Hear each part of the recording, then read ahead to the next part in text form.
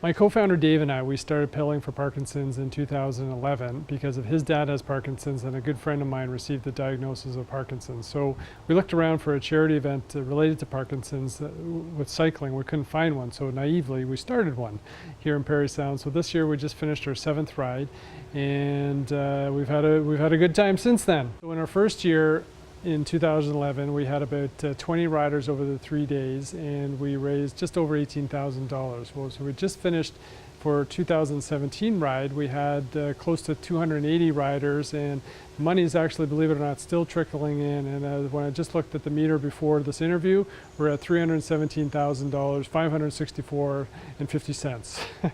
So in total, a complete surprise to us actually this year, we've surpassed the $1 million raised for our event, which is pretty exciting. Pedaling for Parkinson's is such a major fundraiser and such an important part of finding out a cure for this and helping our researchers get some answers to help us all. If we find a cure for it, there's a good chance it's going to help with research for Alzheimer's disease because it's connected.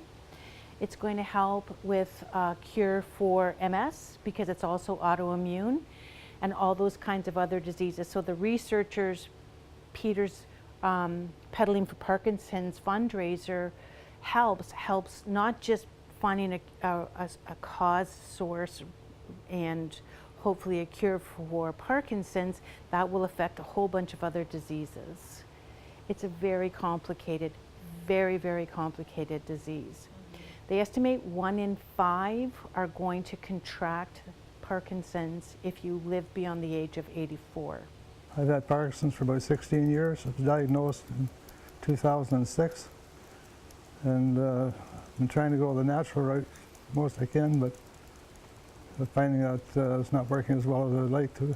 One thing with Parkinson's is mentally and physically challenging.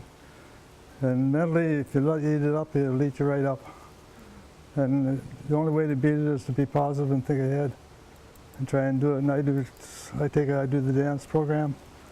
I also have was put on by Rocksteady Boxing, and we kind of picked up on it. So I got a boxing bag and sparring ball in my garage, which I work on. And I find that if you don't use your muscles, if you don't use it, you lose it. It's, I mean, it's a tough nut to crack, obviously, Parkinson's, and there's many different people working on exciting different aspects. So it has come a long way with new technology allowing them to look at different kind of techniques and explore different options for treatment. So the breakthrough hasn't come yet, but with so many people working on it so diligently and so furiously, that hopefully that cure will be coming sometime soon. You live with it. You do the best you can.